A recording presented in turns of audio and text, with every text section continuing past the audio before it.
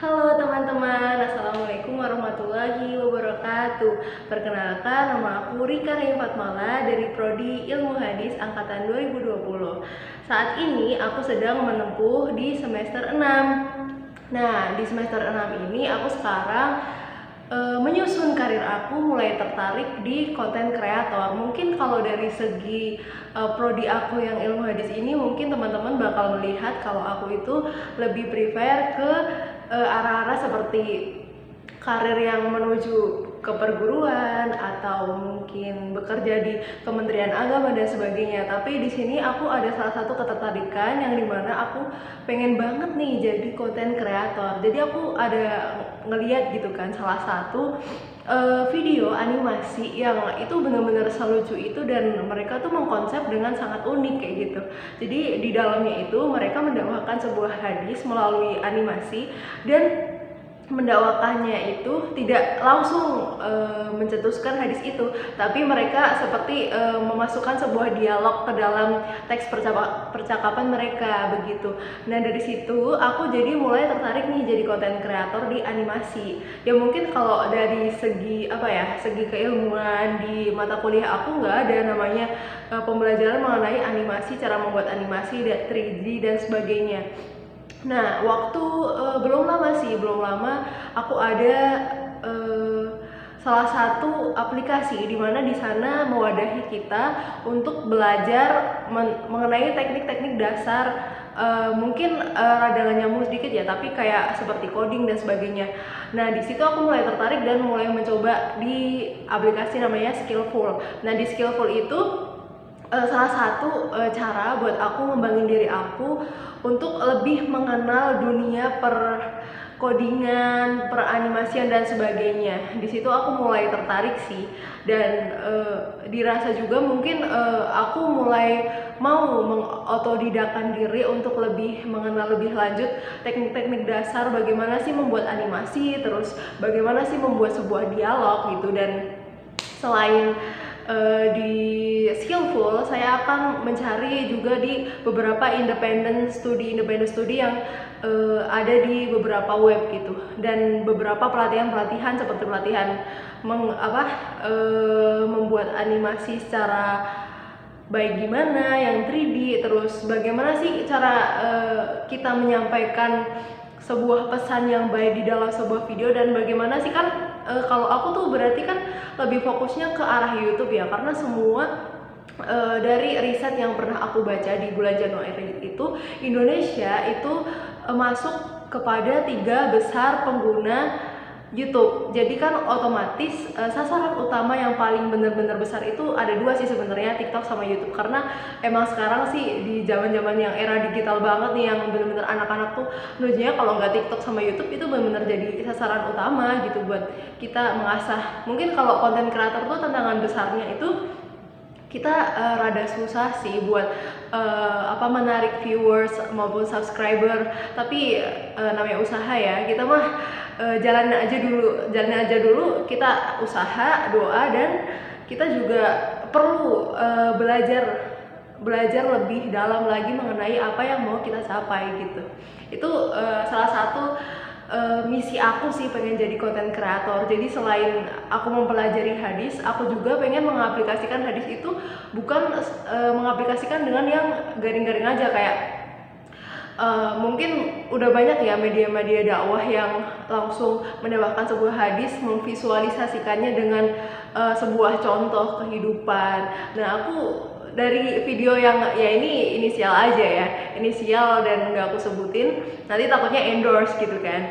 Jadi dari salah satu video animasi itu aku jadi tertarik nih, wah gimana nih tantangan buat aku seorang sarjana hadis, gimana caranya aku memvisualisasikan, merepresentasikan hadis itu di kancah peranimasian begitu.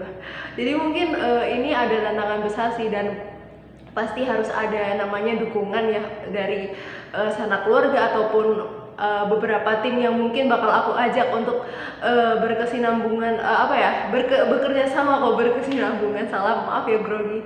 Jadi itu.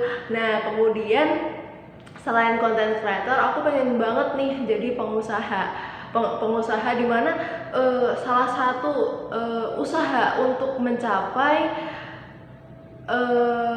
sebuah kesuksesan itu kan kita juga perlu ya adanya modal gitu lah, kasarnya mah duit gitu ya. Kita kan perlu adanya duit buat kayak mengembangkan apa-apa yang mau kita capai gitu. Kalau kayak konten kreator kan kita kayak butuh bahan-bahan yang mungkin memerlukan beberapa biaya. Nah dari situ dari awal aku pengen banget menjadi pengusaha juga. Jadi kayak usaha itu sebagai salah satu patokan buat menambah apa ya, menambah hasil, dimana hasil itu aku kembangkan lagi untuk nyambi lah istilahnya, nyambi ke kancah konten kreator itu. Dan sebenarnya memang sih di era sekarang ini itu CV memang sangat diperlukan, dan di dalam isi CV itu memang sangat diperlihatkan ya bener-bener kayak jadi salah satu apa ya, perlombaan gitu loh. Kalau kita makin banyak pelatihan, makin banyak pengalaman, itu biasanya makin disenggol tuh sama HRD. Nah makanya awal mula mungkin aku kayak dulu pengennya kupu-kupu aja gitu kan di perkuliahan. Nah, sekarang baru tahu ada namanya student employment, dan di situ aku mulai terbuka tuh dari dunia pekerjaan yang awalnya aku nggak mau yang namanya kerja kantoran gitu kan. Aku jadi berubah pola pikir sih. Jadi memang kayak sebelum kita mau mencapai sebuah usaha yang pengen kita usahakan sendiri, memang perlu adanya kayak dorongan ya, kayak engar suasana emang dia mau karso Tutulur Handayani kan mendorong ya. Jadi kayak kita tuh harus mendorong itu dari yang awal. Jadi kita kayak mulai mungkin kita bisa mengikut ke salah satu lembaga dulu, kita mulai beradaptasi bagaimana sih dunia perkantoran, bagaimana sih dunia mereka cara mengembangkan sebuah bisnis dan sebuah pekerjaan yang ada gitu kan. Dari situ kan kita jadi tergambar gitu kan. Dari situ juga kita ada upah gaji yang dimana kita bisa tabung, kita bisa kembangkan untuk memulai sebuah usaha kecil-kecilan. Dari usaha kecil-kecilan itu juga kita bisa langsung nggak langsung sih, kayak ada proses lagi gimana caranya kita bisa membuka lebih banyak celah apa-apa yang mau kita inginkan gitu. Jadi inti poinnya sih lebih kepada pengen jadi pengusaha yang sukses. Pengusahanya